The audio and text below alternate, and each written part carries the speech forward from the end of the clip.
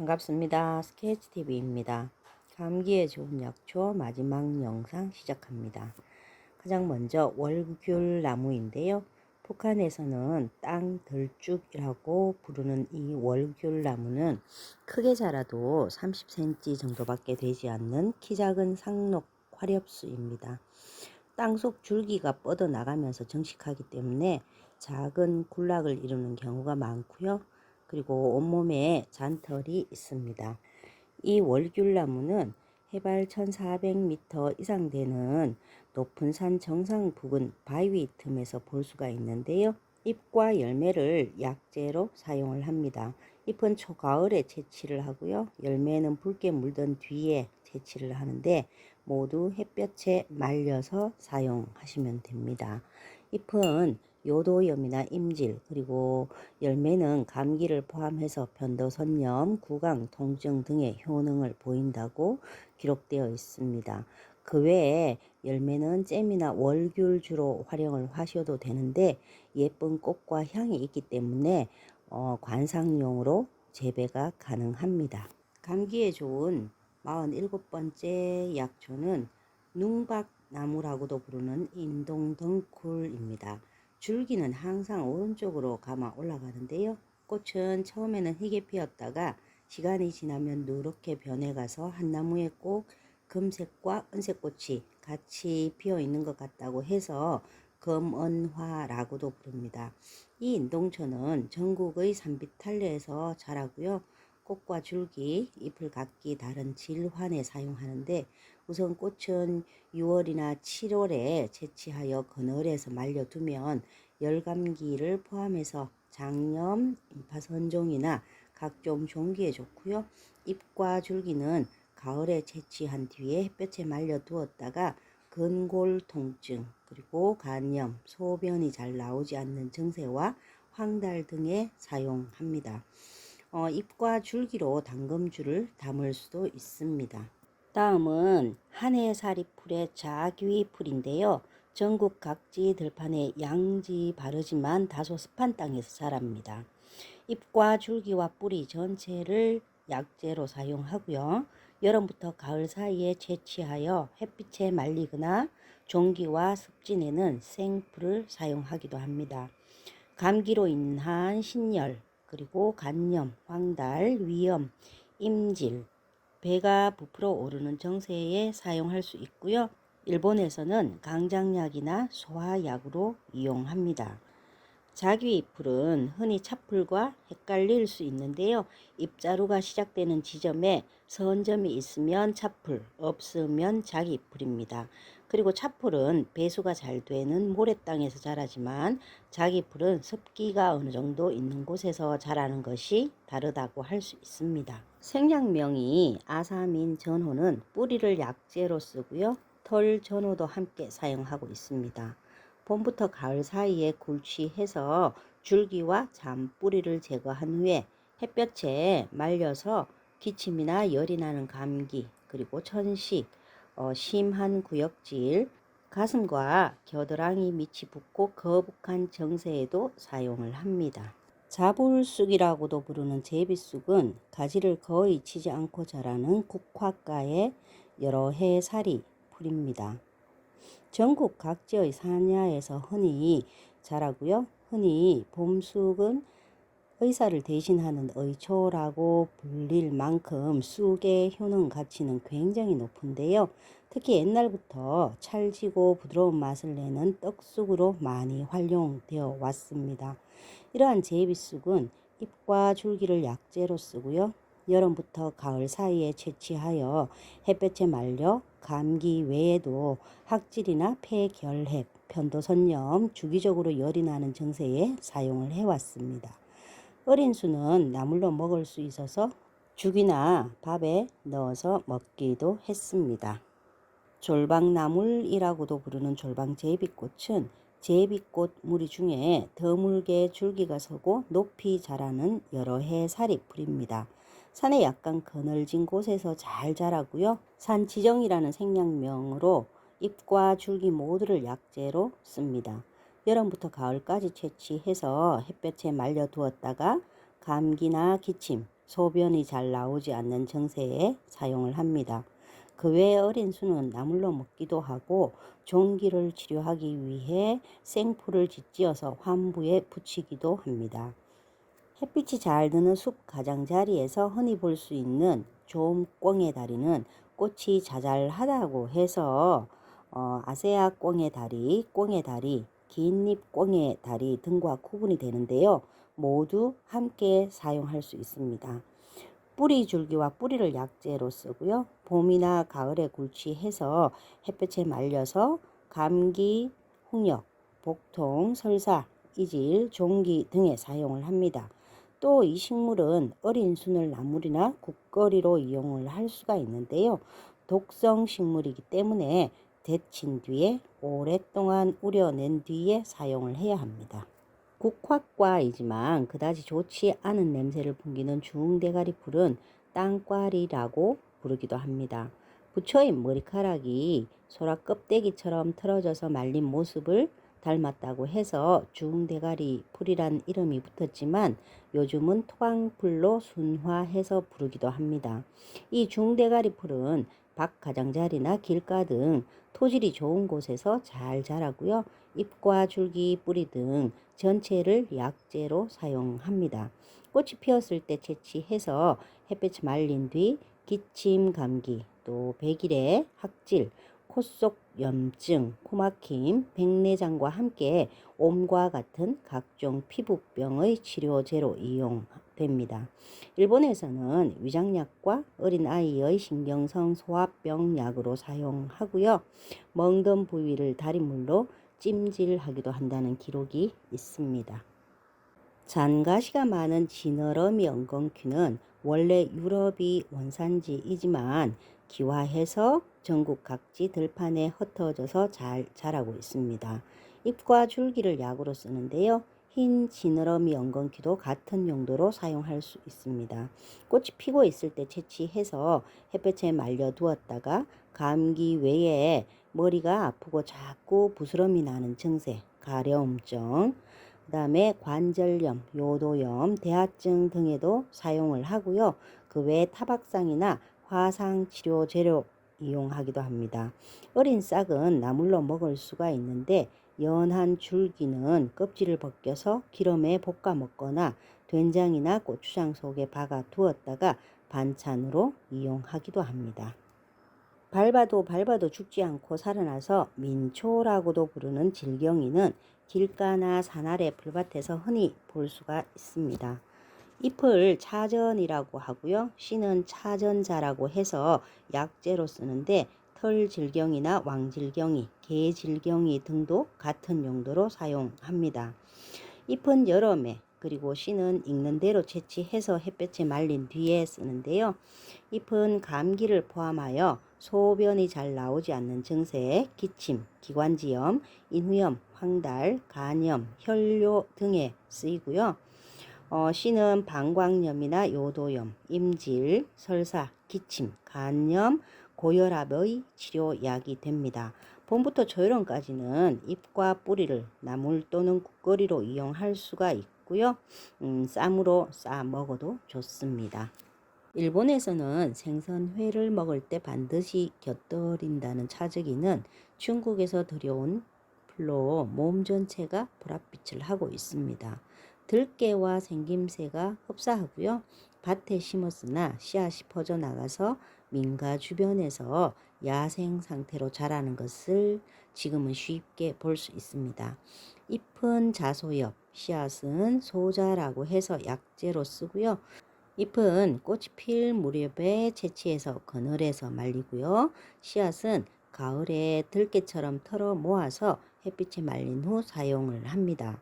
잎은 오한을 동반한 감기와 기침, 구토, 소화불량, 생선회에 의한 중독과 태아의 움직임이 불안정할 때 쓰이고요. 씨는 거담의 효능이 있어서 폐와 장에 이로운 작용을 하기 때문에 기침과 천식, 호흡곤란, 변비 등에 사용을 합니다. 그리고 최근에는 천년 방부제 역할을 한다고 해서 매실액처럼 오래 보관하는 식품에 이용을 하기도 하고요.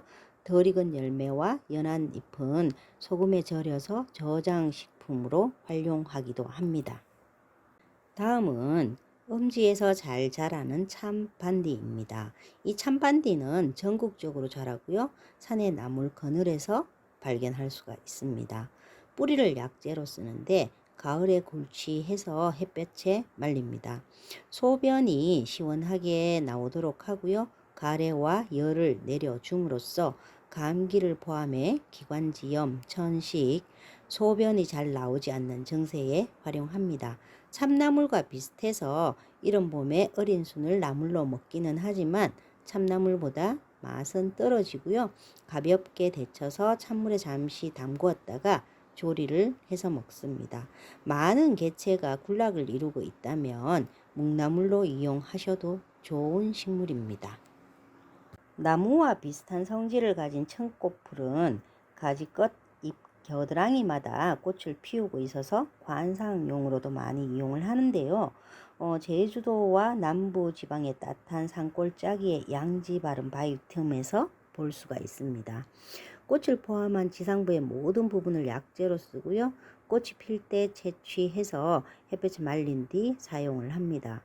기침을 멈추게 하고 또 풍을 다스려 주고요. 또 습기로 인해서 생기는 병을 치유하는 효능이 있어서 기침, 감기와 백일해, 기관지염, 인후염을 포함하여 풍이나 습기로 인한 팔다리의 동통, 관절염, 월경, 불순이나 과다, 산후 복통 등에도 쓰입니다. 말린 약재로 술을 담궈 두면 급할 때 중탕해서 알코올을 날려버린 뒤에 사용할 수 있어서 좋습니다. 층꽃이라 부르는 청청이 꽃은 전국 각지의 풀밭에서 자라는 여러 해 사리풀입니다. 잎과 줄기를 약재로 쓰는데요. 산 청청이 꽃도 함께 쓰이고 있습니다. 여름부터 가을 사이에 채취해서 햇빛에 말린 뒤에 감기나 편도선염, 인후염, 장염, 담낭염, 간염, 황달, 종기와 습진 등에 사용을 하는데 외용약으로 쓸 때는 생풀을 짓지어서 환부에 붙이면 됩니다. 쓴맛이 강하기는 하지만 데쳐서 찬물에 하루 정도 우려두면 연한 순을 나물로 먹을 수가 있습니다. 어렸을 때 전을 붙일 때나 발을 삐긋해서 발목이 부었을 때 따뜻한 물에 우려서 찜질을 했던 기억이 나는 치자나무는 상록성에 키 작은 활엽수로 따뜻한 제주도와 같은 남쪽에서 자라는 식물입니다. 열매를 약재로 쓰는데요. 열매가 잘 익었을 때 채취해서 햇볕에 말린 후 감기나 두통, 황달, 각기, 토열, 불면증 등에 이용을 합니다. 그 외에 음식물을 노랗게 물들이거나 옷감을 염색할 때도 사용을 하고요. 그렇지만 향기가 좋은 꽃이 피어나기 때문에 관상용으로도 활용을 합니다. 양지 바르고 습한 들판에서 자라는 파대가리는 온몸에서 특유의 향기를 뿜어내는 사촉과의 식물입니다.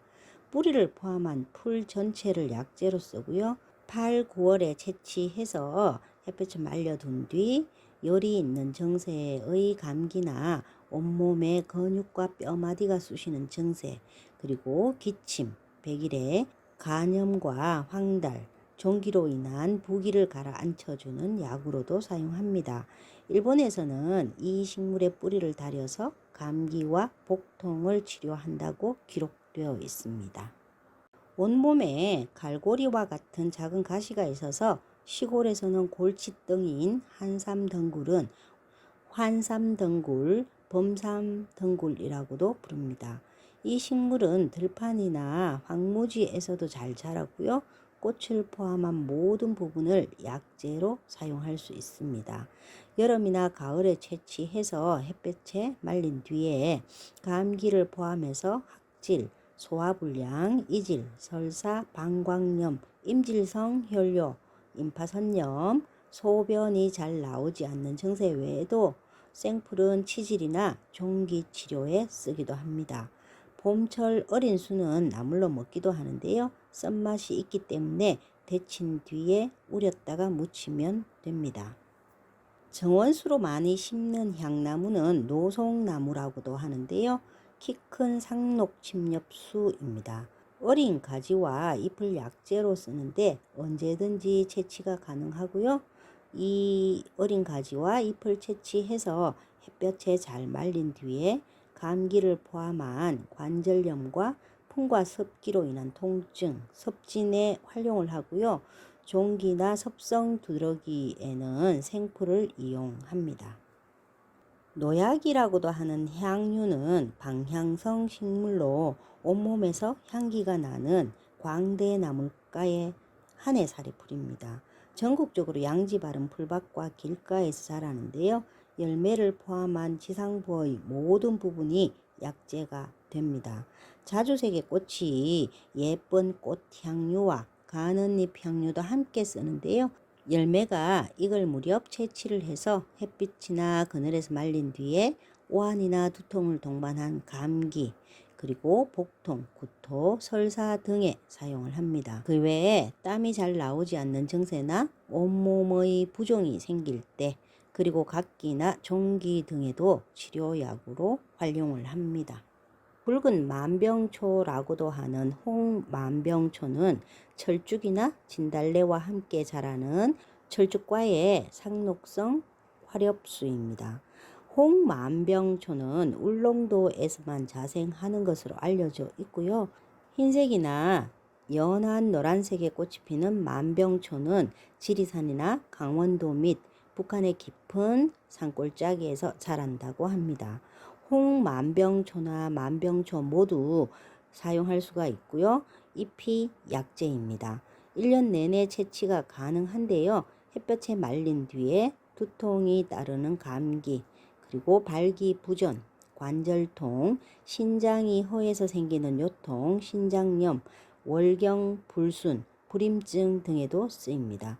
특히 여성이 이 약재를 오래 복용하면 정욕이 높아진다고 알려져 있지만 함유 성분 중에서 로도톡신이라는 물질에는 독성이 있기 때문에 과용을 하시면 안 됩니다.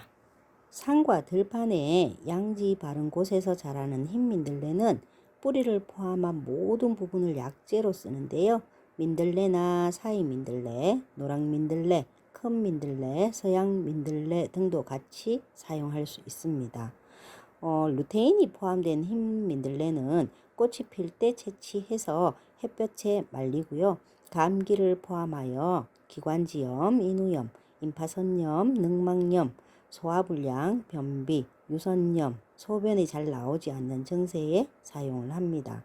이른 봄에 꽃이 피기 전에 어린 순을 캐어서 나물로 먹거나 국에 넣어서 먹기도 하는데요. 흰즙이 쓴맛을 강하게 내기 때문에 데친 뒤에 찬물에 충분히 우려낸 뒤에 사용을 합니다.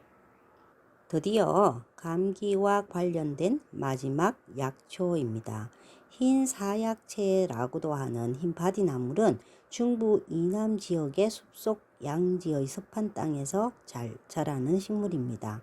생략명이 전어인 이 식물은 뿌리를 약재로 쓰고요. 전국적으로 분포하는 바디나물의 뿌리도 함께 사용할 수 있습니다. 언제든지 굴치해서 햇볕에 잘 말린 뒤에 기침과 열이 있는 감기나 천식, 가슴과 옆구리가 부풀어 오르는 증세에 사용을 합니다. 봄철의 연한 수는 나물로 이용할 수가 있는데요. 쓰고 매운맛이 있기 때문에 데친 뒤에 잘 우려내어서 조리를 하면 씹는 맛이 좋은 봄나물에 들어갑니다. 이상 감기와 관련한 약초를 동의보감을 포함해서 제가 가진 책자에서 찾아서 소개를 했고요. 다음에도 많은 분들이 앓는 질병에 맞는 약초를 정리해서 영상을 만들어 보도록 하겠습니다. 감사합니다. 스케치TV였습니다.